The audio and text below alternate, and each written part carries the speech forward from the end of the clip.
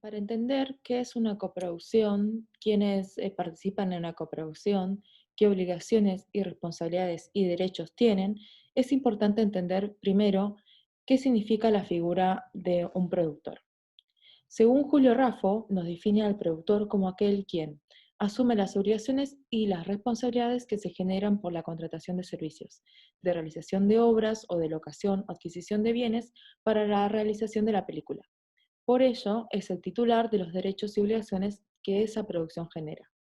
En definitiva, el productor es una figura que tiene los derechos de la película y es quien está facultado para firmar distintos tipos de documentos y contratos, entre ellos un contrato de coproducción. Y el productor puede ser tanto una persona física como una persona jurídica. ¿Qué es y cuándo existe una coproducción?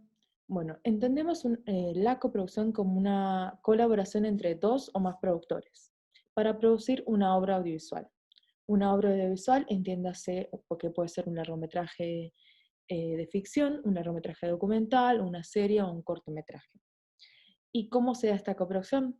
Realizando cada coproductor un aporte, ya sea financiero, humano o material, y compartiendo los derechos y resultados económicos derivados de la misma. Y estos coproductores se vinculan a través de un contrato de coproducción en el cual se van a determinar cada aporte de cada coproductor y la forma de distribución de los resultados.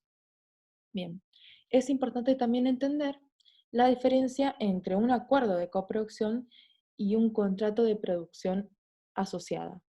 Un productor asociado solo va a hacer un aporte económico-financiero, es una inversión para la película, para el proyecto. En cambio, un coproductor hace más que eso, hace un aporte económico y artístico. Es una sociedad que va más allá de solo lo económico, por eso también comparten derechos. Bien. ¿Y qué tipo de coproducción existen? Las que se denominan coproducciones nacionales y las internacionales. En las nacionales se da entre dos productores o más de un mismo país o territorio. Ya puede ser dos productoras de Buenos Aires que se asocian y realizan una coproducción para llevar a cabo una obra audiovisual. Puede ser de Buenos Aires y Córdoba, distintas provincias, pero es en el mismo país. Entonces se rigen las mismas leyes jurídicas y contables. En cambio, en la coproducción internacional se da entre dos o más productores de distintos países y o territorios. Bien. ¿Cuándo y por qué se decide llevar adelante una coproducción? Generalmente se da en la etapa de desarrollo y es donde es más recomendable formar estos acuerdos de coproducción. También se dan más avanzadas, pero tienen que ver, según cada instituto de cada país, qué ley rige y qué determina también para aceptar esas coproducciones, porque se pueden dar privadamente, pero puede que el instituto no la reconozca a esa coproducción, entonces lo deja por fuera de algunos subsidios que pudiera obtener. ¿Y por qué se da esta coproducción? Bien, principalmente por fines económicos financieros, ya que al reconocer la obra audiovisual como nacional de cada país coproductor, cada coproductor puede acceder a distintos subsidios en su propio país y territorio para poder así alcanzar el mayor financiamiento. Bien. Es importante también hablar de la complejidad de la coproducción, más allá de que suma personas y fuerzas y factibilidad para buscar el financiamiento, la complejidad de la coproducción radica en diferencias prácticas y jurídicas. Entre las diferencias prácticas está el idioma. Si bien nosotros como países iberoamericanos tenemos una ventaja, que es que tenemos un mismo idioma, el acento es distinto en cada región. Entonces eso puede ser una diferencia práctica que hay que buscar un equilibrio. Después también tenemos distintas formas de pensar y trabajar de un país a otro. Después tenemos algunas cosas culturales que no siempre son del todo compatibles o de religión. Compartimos muchas cosas, pero hay algunas diferencias que hay que sobrellevar. Después también está la distancia física real y diferencia horaria, que es muy importante a la hora de realizar reuniones y tomar decisiones también entre los coproductores. Y después tenemos una diferencia en cuanto a la metodología de trabajo de cada país, los software que se usan, los gustos, el humor y entre otras cosas. Y algo no menor y muy importante es las diferencias jurídicas y contables que tenemos cada país. Eso siempre va a estar y es algo en lo que tenemos que lidiar cada país para que sean compatibles estos acuerdos de coproducción. Bien, entonces, ¿para qué sirve y por qué decido realizar una coproducción? En resumen, por una manera es económicamente, porque nos permite más factibilidad de financiamiento. Digo, somos, en lugar de ser un solo productor, somos más productores que van a buscar, van a tener más posibilidad de búsqueda de recursos. Después también se da por una razón artística, porque hay historias que tienen una estructura que es más posible o tiene una beta de ser coproducibles. Y también de alguna manera nos obliga como productores y realizadores a buscar historias y tratar de universalizarlas, universalizar la obra audiovisual. Y en definitiva, y para concluir, es como el productor es el quien decide seguir este camino. Si bien últimamente, en los últimos años, se da cada vez más coproducciones y se fomenta también de los distintos institutos y está un poco de moda, hay que evaluar bien toda la complejidad que lleva cada coproducción y el productor elige si quiere seguir ese camino o no. Bien, como resumen, podemos decir que la coproducción es una solución económica, pero también es un desafío artístico. Quienes lo llevan, quienes llevan este acuerdo, dos o más productores, que pueden ser personas físicas o jurídicas, ¿cuál es el objeto de este acuerdo de coproducción? Es la realización de una obra audiovisual, y cómo lo hacen a través de un acuerdo o contrato que establece el porcentaje de participación económica y artística de cada país coproductor. Bien. Otra cosa que es importante es decidir por qué convenio va a regir la coproducción. El convenio es un reglamento que establece el acuerdo, cosas mínimas que hay que cumplir para que sea reconocido por distintos institutos. Hay acuerdos y convenios bilaterales, por ejemplo, entre dos países, dos institutos, que arman un convenio y se ponen de acuerdo, como por ejemplo Argentina tiene distintos convenios bilaterales con Brasil, con México, con Chile, con España, con Colombia, en los cuales se establecen mínimos y máximos de porcentajes y metodologías. Entonces van a fomentar estos tipos de coproducciones entre ambos países. Y después el más conocido y el que más se utiliza últimamente es el Acuerdo Iberoamericano de Coproducción Cinematográfica, que está suscrito por distintos miembros que se suscriben al convenio. No son todos los países iberoamericanos, pero sí en su mayoría, y algunos países se están sumando o están en vías de sumarse. Los países miembros que se reconocen en este momento son Brasil, Colombia, Costa Rica, España, Nicaragua, Panamá, Paraguay, Uruguay, Argentina, Bolivia, Cuba, Chile, México, Perú, Portugal y Venezuela. También está Ecuador, pero Ecuador ahora, por lo que tengo entendido, se está rigiendo por el Convenio Latinoamericano de Coproducción Cinematográfica, que es anterior al Iberoamericano, que en el 2016 se suscribió y se hizo una adenda para modificar el nombre y quedó como Iberoamericano, pero sin embargo Ecuador y otros países aún continúan utilizando el acuerdo latinoamericano y sigue en vigencia. Bien.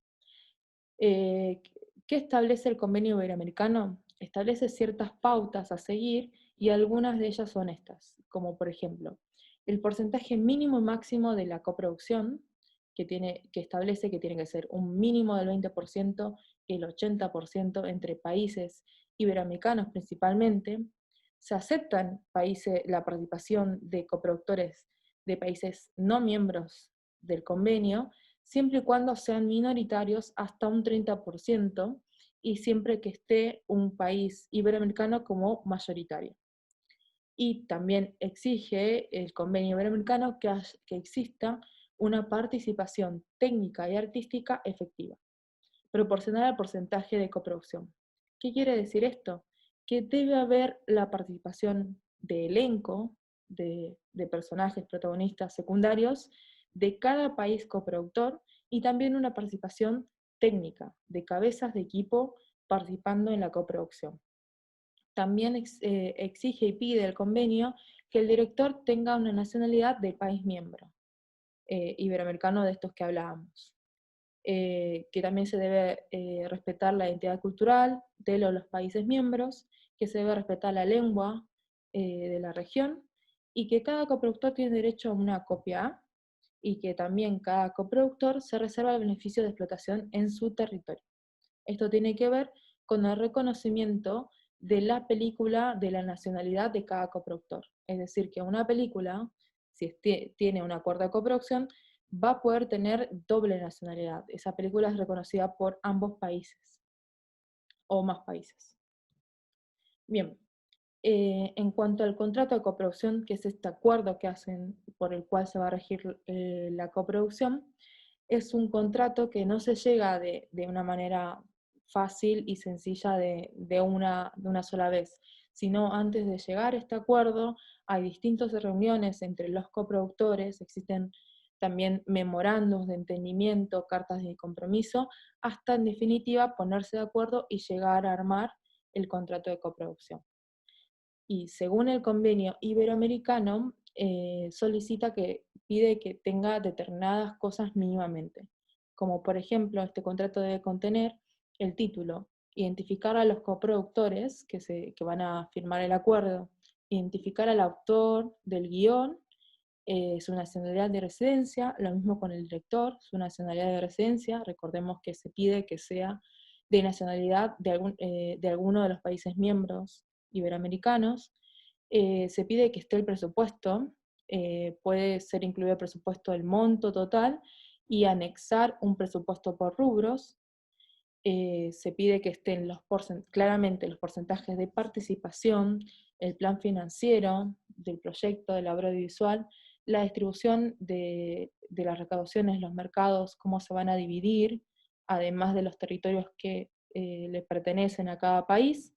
Después también tiene que establecer en el contrato de coproducción la fecha de inicio de rodaje y su terminación, las semanas de postproducción, una fecha tentativa de lanzamiento, de distribución y de estreno, la participación de cada coproductor, la distribución de gastos, cómo se van a llevar y cómo se dividen, en qué se comprometen, y también las medidas en caso de que haya un incumplimiento de compromiso por parte de alguno de los coproductores, o si no obtienen los fondos, que es lo que sucede, tiene que estar establecido en el contrato, el reparto de la propiedad, y también se debe anexar una lista de personal técnico y creativo, artístico y técnico, es lo que hablábamos anteriormente, que exige el convenio. Entonces te pide un desglose de técnicos y elenco, indicando la nacionalidad y el rol que va a cumplir en la obra audiovisual.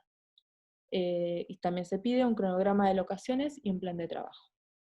Además de todos estos documentos o estas cosas que tienen que estar dentro del contrato o anexadas, se debe anexar los documentos de derecho de autor correspondientes a la obra, es decir, una cadena de derechos bien armada, es quién es el autor y a qué productor le cede, quién tiene los derechos a la hora de firmar ese contrato, una copia del guión y una sinopsis.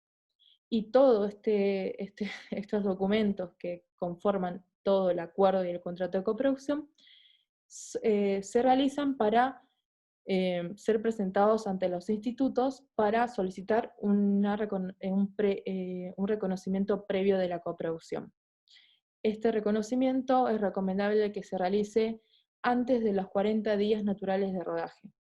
En realidad se recomienda lo antes posible cuando se tengan, pero a veces es difícil firmar el contrato, tiene que estar rubricado, y tiene por cada coproductor participante en todas sus hojas, y tiene que estar notariado, certificado por escribano público. Y el reconocimiento previo va a variar los requisitos que pueden pedir más o menos cosas dependiendo cada instituto de cada país. Y una vez que se presenta y se reconoce previamente la coproducción, eso ya la reconoce la película como nacional de ese país. Entonces habilita al productor a poder solicitar subsidios de esos institutos. Bien. Y otra pregunta importante es, bueno, ¿dónde encuentro a mi socio coproductor? ¿Dónde encuentro mi partner. Acá yo quiero cambiar un poco esto de dónde busco esa búsqueda del tesoro, sino como para pensarlo de cómo encontrarnos, porque también es una relación de ida y vuelta, no es solo como busco la olla de oro y ya está solucionado el problema, sino como que es mutuo, es una relación de confianza entre un productor y otro.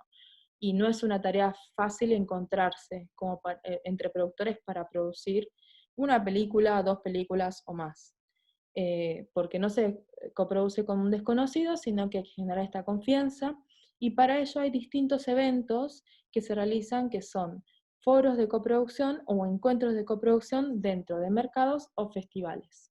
Generalmente se dan para llevar un proyecto en desarrollo que tiene alguna beta de coproducción. Entonces uno postula y puede quedar seleccionado o puede pagar una inscripción para asistir a estos encuentros y poder conocer otros productores que también están buscando coproducción para sus proyectos o solo están buscando ser coproductores de proyectos latinoamericanos o iberoamericanos.